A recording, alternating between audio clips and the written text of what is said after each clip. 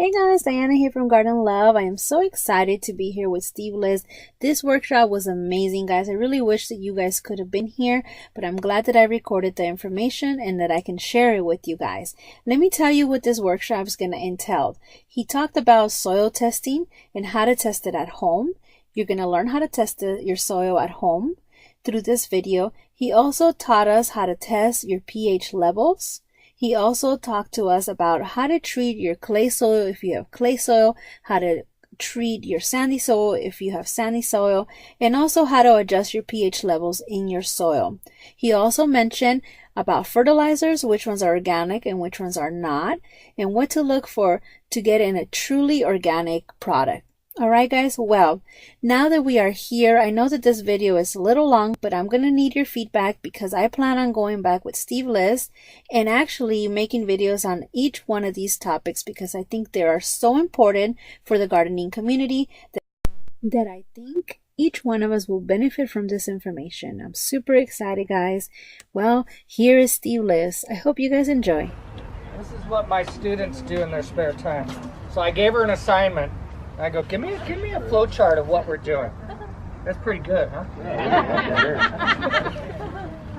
Anyhow, she even got my new haircut, didn't she? Hey, so we're going to kind of break this down. I got some soil tests.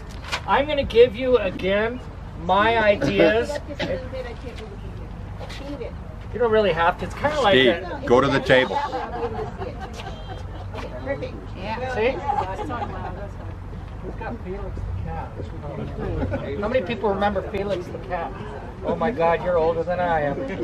All right, what is soil? Soil is a mix of minerals, water, organic matter, and organisms that were once living.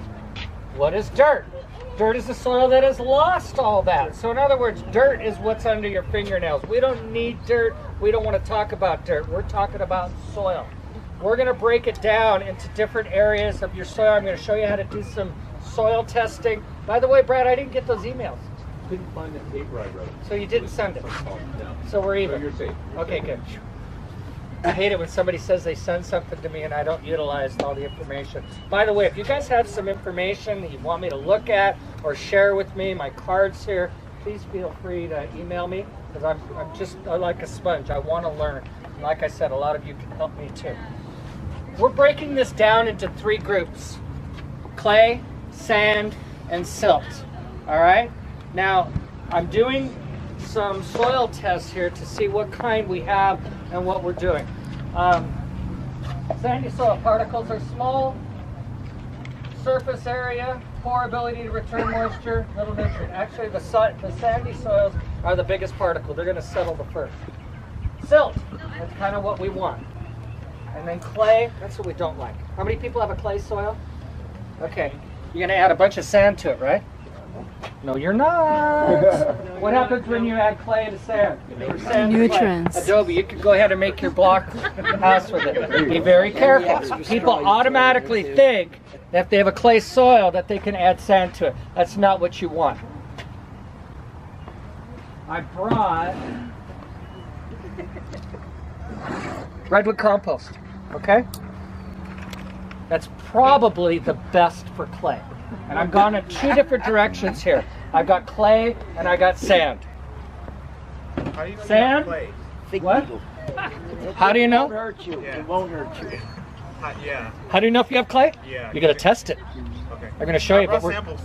You told me last time to bring samples of my dirt. oh, you I was remember. Granada Hills. So everybody brought their Granada Hills. Oh, we're going to have to do one and then I'll get back to you. Okay? But I'm going to show you how to do it and then maybe you can get back to me. Okay? Sand, peat moss. So there's your 2 extremes. The premium mix that they have here is ideal for clay soils. Why? There's a lot of chunks in it. There's a lot of wood in it, right? That'll break it up better. It's okay for sandy soils, but you really want more of a peat moss. And I got the 2 different things here. So this is more of a peat moss. That's great for your sandy soils. We don't have a lot of sandy soils here, okay? I'm in Sylmar. I do because I'm lower on the flatter grounds. North Hollywood is very, very sandy. Okay, yes? I don't know. You're gonna test that, and then you're gonna get back to me. Okay, I'm gonna show you how to test it. Okay, these are soil samples, and here's how you do it. This is from Visalia. This is from Salinas, arguably the best soil in the world. And Corcoran. You know where Corcoran is? No. Okay. It's south of Superior Ice Cream in Hanford. In my travels, I picked up these soils, and then what you're going to do is you take a mason jar, you put half soil, a tablespoon of liquid detergent, like you wash dishes, Calgon, the ones that don't make too many bubbles. Put a tablespoon of that in, fill it with water, shake it up really good, and let it sit for a day or two. Now we just did this one here. I don't think we're going to be able to catch it. That's here. I don't think it's going to be ready.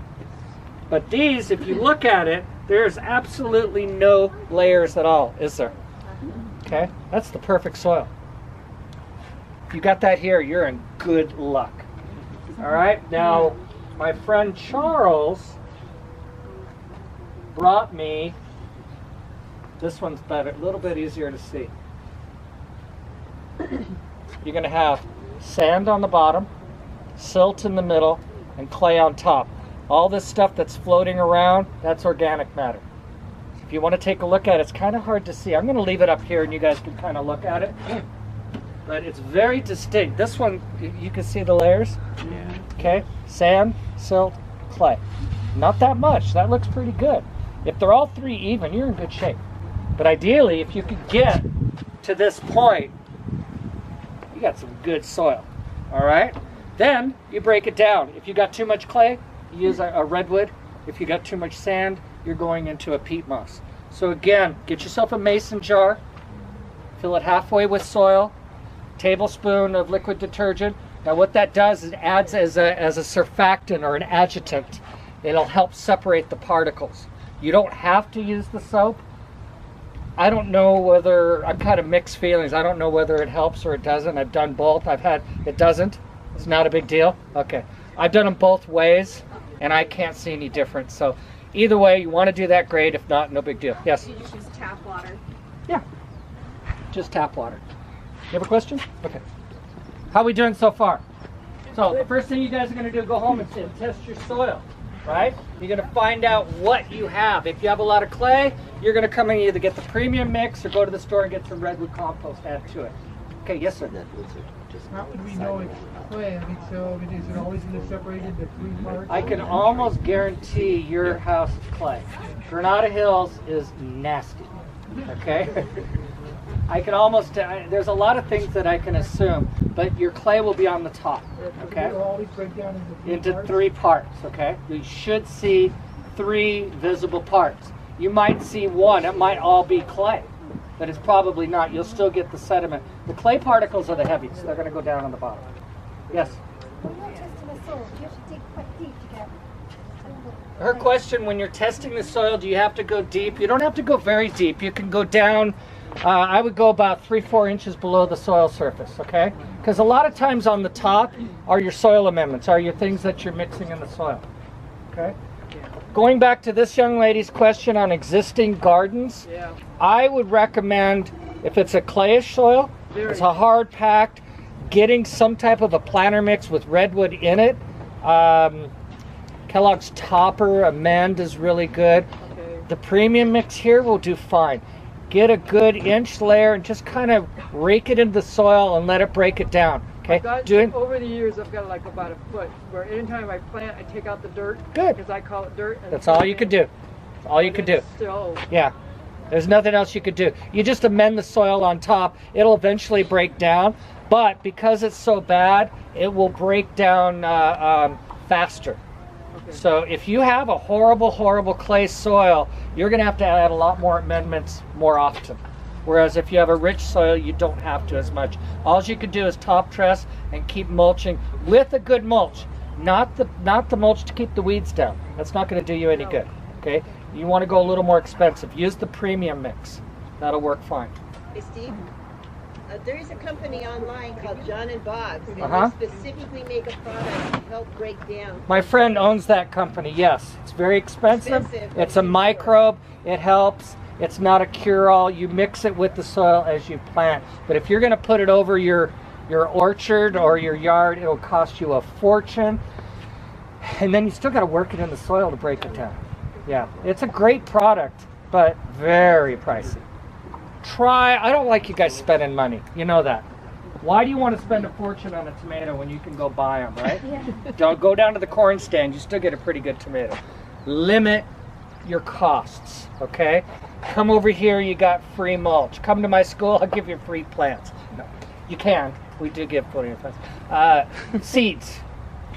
You just pick up a packet of seed. You got your dirt, you got your soil, you got your compost. You can almost do all this without spending very much money at all. The worst thing is when you walk into a nursery and they sell you a million different things you don't need. Walk into a nursery and you have a tomato problem. Your flowers, your tomatoes falling. The tomatoes are falling. They sell you this thing called Blossom Set. Still not going to work because you're watering it too much. Okay? Know the characteristic of the plant. Know the plant's needs. Tomatoes need 0 water. Does anybody watch my videos?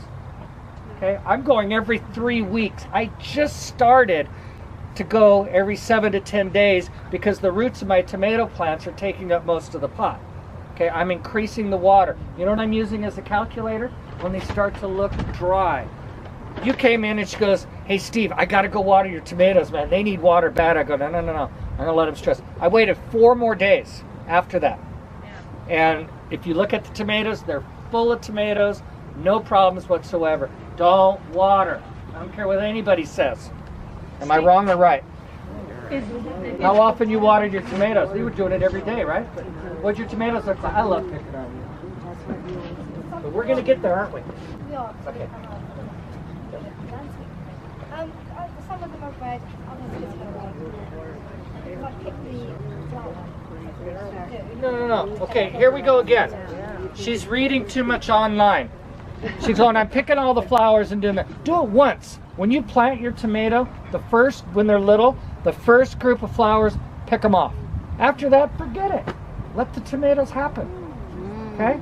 It's a weed. I'm sorry, but it is a weed. Best tomato I've ever seen growing was on the train tracks over here that got no water. Okay? It was growing crazy with little baby tomatoes. Do you have a question? Yeah, so the tomatoes that you're growing at your school are in pots? Yep. Okay. Big pot. 35 gallon. Okay. Do not plant in anything smaller than that. I'm sorry, unless it's a dwarf or it's a determinate tomato. Does everybody remember the difference between indeterminate and determinate? Yep. Determinate is structured, does not need any support. Indeterminate, you better have some cages and strong cages.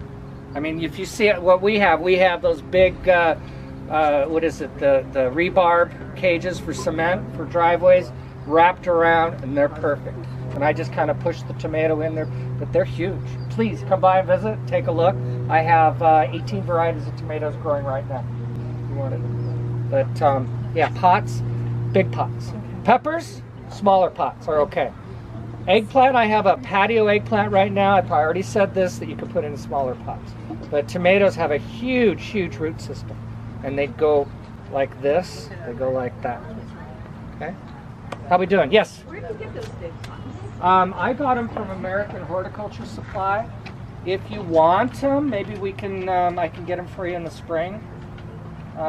Since you're part of the turtle people, maybe I can give you a couple. Okay, how was your auction yesterday? Yeah, you make a lot of money? Most? Yeah, okay. I fell asleep. I'm sorry. I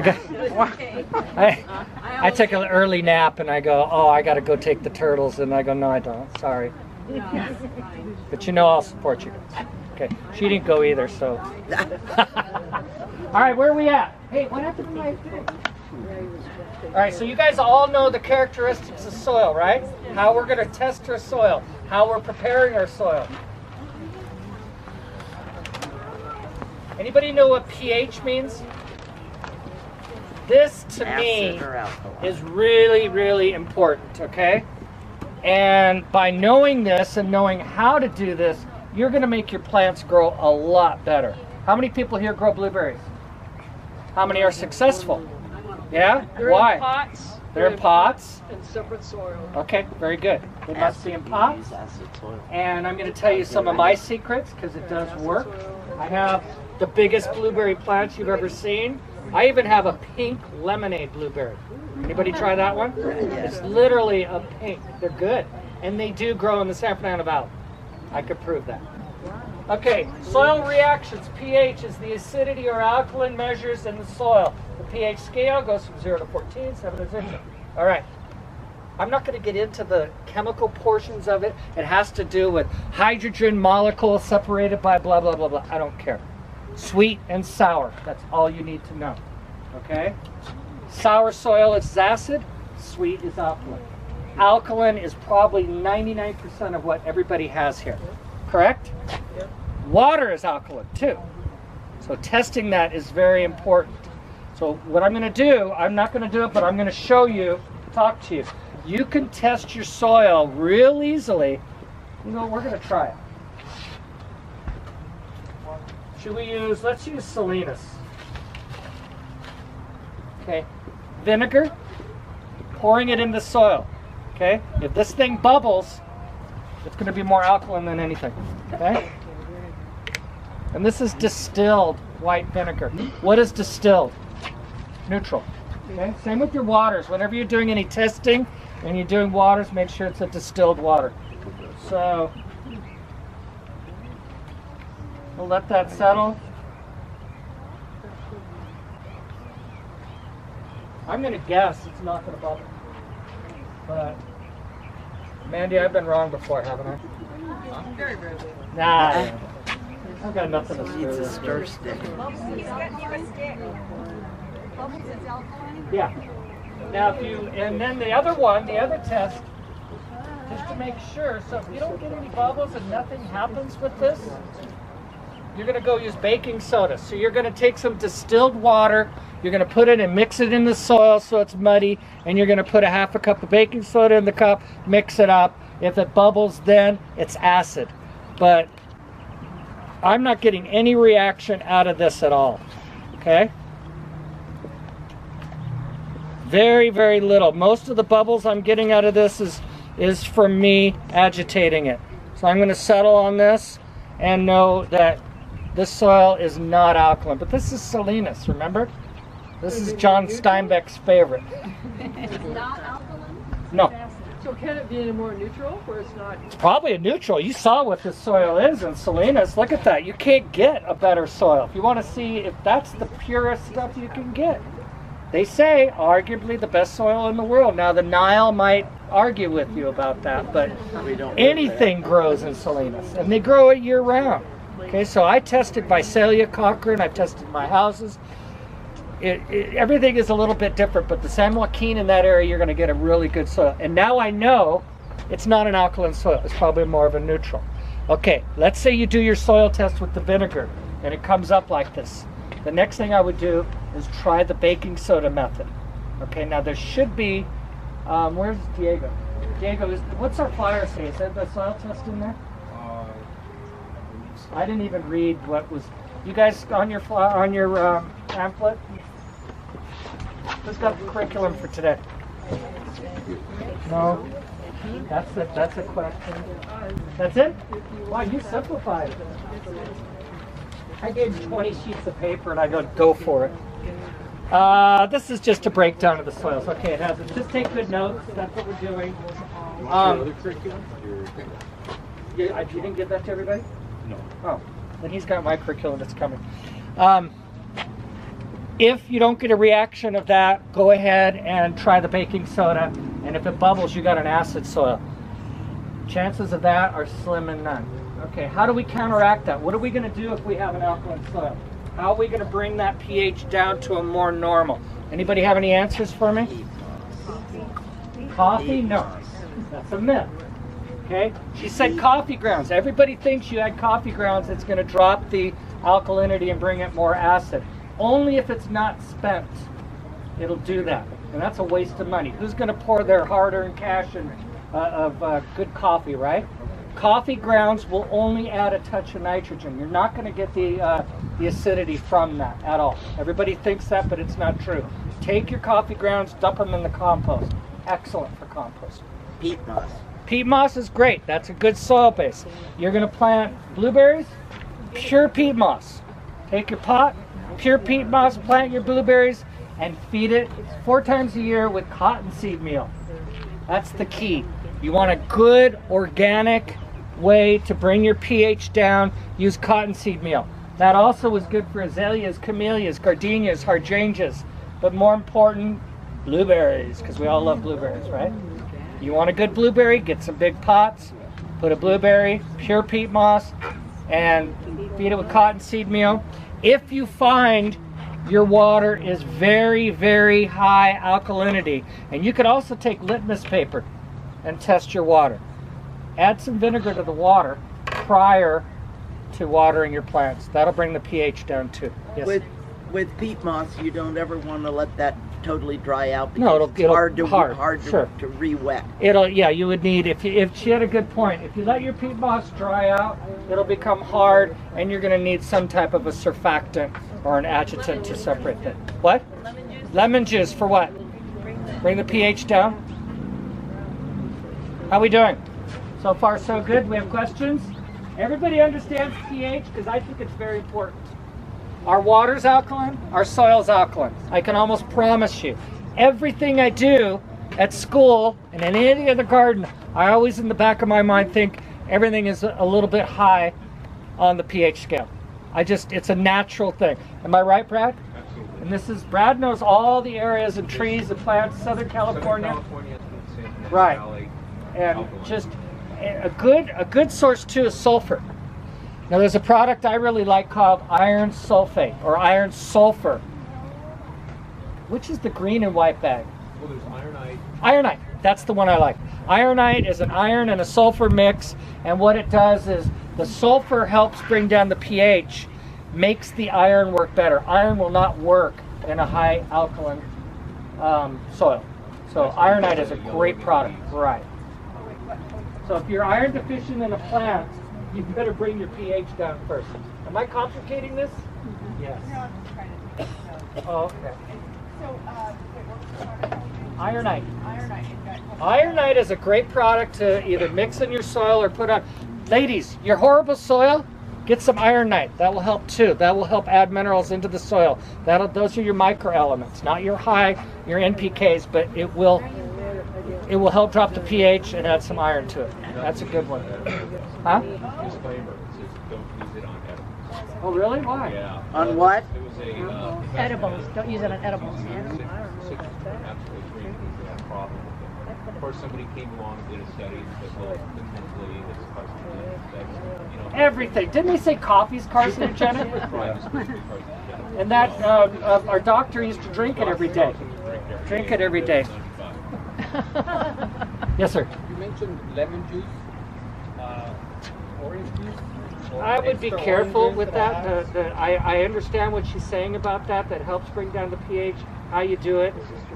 The one thing you want to be very cautious is when you're doing it in your garden, the lemons are going to hurt your worms. So it will work. Better lemon juice. Yeah, but you want to dilute it quite a bit, right? Yeah, you're not putting pure lemon juice. And same with when you're doing vinegar to dropping the pH of the water, a tablespoon to a gallon of water. Extra oranges are not good. Extra oranges, no, put it in your compost. But again, remember in your compost bins and there's worms, citrus is not a good idea. Okay? The don'ts on your composting is citrus, dairy products, meats, cat and dog poop. Okay? So be careful about that. All right, can we move on from pH? Everybody, we know our soils, right? Clay, silt, sand. We know our pH. We're almost positive it's going to be a little on the alkaline side, right? And you guys understand pH. Everything I'm telling you, go online and do a little bit more research, but make sure you're not doing anything from back east. Back east, everything is acid, okay? And they're going to tell you to add lime. Never add lime to your soil. You're going to raise the pH, okay? Unless you have an acid soil. Yeah. Steve, are you going to hit mycorrhizal at all? A little bit. Dave's going to talk a little bit about composting. If you want to talk, he had a good thing. Yes. Oh, I was just going to say, you can add your vinegar to your water at the same time you can add fertilizer. Yes. Because we've done it with the cactus and A succulent. buffering agent will make everything work better. Okay, in the days there was some chemicals that did not work good in an alkaline water. The chemical Cabral or 7, they don't sell it anymore, would not work unless you buffer your water, bring the pH down, and use your fertilizer. It'll work much better. He was talking about mycorrhizans, bacterias, what else? Organisms, all these little things that go along into the soils. And you're going to get that from your compost, correct? Well, endo and ecto mycorrhizae. And then actually in the soils out here, there's already mycorrhizae that exist in the soils that are specifically, the native flora and fauna up here is already adapted to that mycorrhizae, or the other way around. The compost will bring mycorrhizae in, but there are so many different species, endo and ecto, they're kind of specific to certain species of trees and plants. So you can't just add one variety of mycorrhizae. No, I think that's way above my pay scale.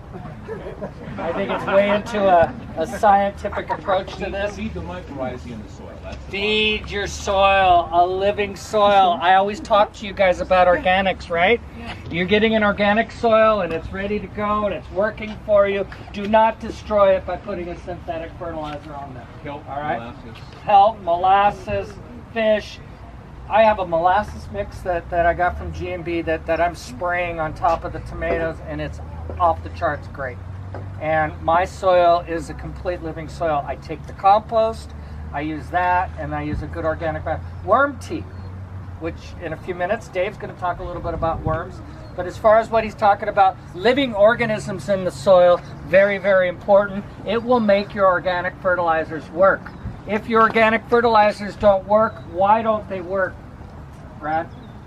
Because they're not being taken in. Right. Your soil's not alive. Mycorrhizae actually got a dead soil. I can't tell you how many times when I worked at the nursery that people would come in and I've been using this fish meal, this stuff here, nothing works. I go, well, why don't you start adding your compost, your worm tea, your worms, get that soil alive, and then yes, your organic fertilizers will work much better. Yes, sir. I'm new at this. I hear you talking about worms too. Well, my friend Dave right there, he's the worm king, okay? Give me 5 more minutes. What time do we got? How are we doing? Am I talking too much? How many people are bored? How many people want to stick around just because of their free plants? 1. Okay. What time do we have? Oh, good. We're right on time. Oh, we got another question here. Deviating from the rule, I want to go into fertilizers just a little, then I'm going to turn it over to Dave. We have a volunteer squash or pumpkin that gets a flower, then a small fruit, then it dies. Why? You water it too much. They're a weed. Let it go. They will grow. We're going to plant pumpkins on the other side of these trees, by the way. Okay? Let's see what happens. Who asked that question? I have that question, but You asked it? I didn't ask it, but Oh, I have the you're same watering it too problem. much.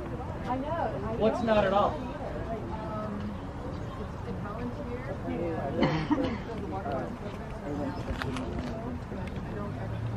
Is there any shade? Yes. In the afternoon, that's why. It's staying too cool. You need full sun on a cucurbitate like that. So if there's too much shade, that's almost like too much water too. Yeah. So mine's in full sun. I water it once a week, and Try watering it less than that. Let it dry.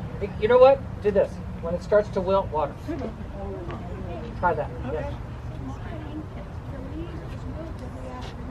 Need more water. You probably have a very sandy soil. Test your soil. Yeah.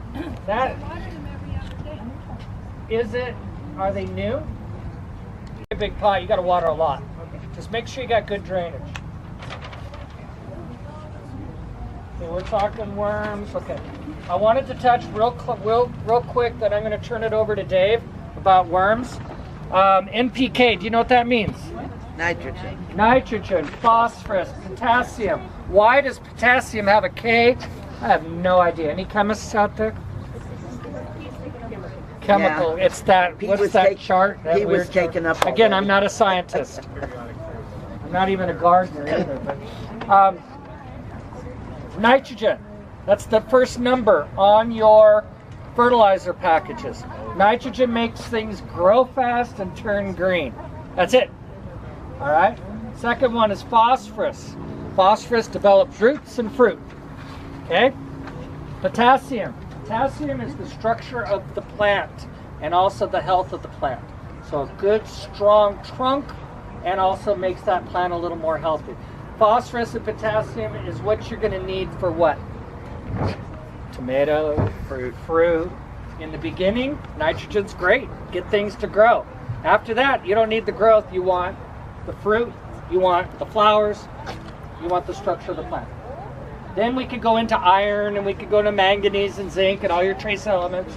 I don't want to do that. A 1-1-1 is the same as a 10-10-10. A 10-10-10 is the same as a 20-20-20. It's just a larger amount and you're going to need less or more. Your lower numbers are going to be your organic fertilizers. Your organic fertilizers are always going to have lower numbers because it takes a lot more to get to that point. So we like to do the organic fertilizers and you can get like a 5-5-5 with not a problem. Try to balance it out. Try to give yourself an even amount of fertilizers until you know more and how to break it down. Simplify your life. My friend Dave, he gives me a headache because he asks so many questions about fertilizer. But you know what? He's almost there. You know what I say? He goes, why are you using that? I go, because I can. Or I say, because that's all I got. Remember, I'm at a school, okay? Don't overthink the process, okay? If we're going organics, make sure that it's an organic fertilizer. There's a lot of fertilizers out there that'll say organic-based fertilizer or can be used in organic and they put organic big. Unless it is stamped with registered organic, it's not an organic. Also look at the back and if it says any soluble nitrogen, it probably isn't organic either. Be careful of that.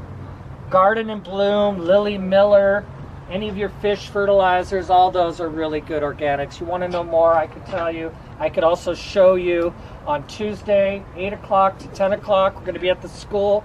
You're all invited. I can give you a field trip of everything I talk about here. Our plants are going crazy right now. They're doing everything that we talked about 4 months ago. And if yours aren't, you're doing something wrong. You probably live in Granada Hills, right? Yes, Brent? Do you use fish to foliar feed plants? Yes. Okay. Absolutely. He goes, do you use fish to foliar feed plants? All my organic liquids I foliar feed with. And I drench. So the tomatoes, I'm using right now molasses, kelp, fish-based fertilizer from Garden and Bloom. And I've done it every time I water. I soak the whole plant with it.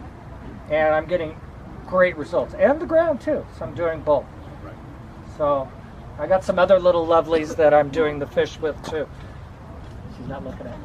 Anyhow, I'm going to turn it over to Dave. He's going to talk quickly about worms.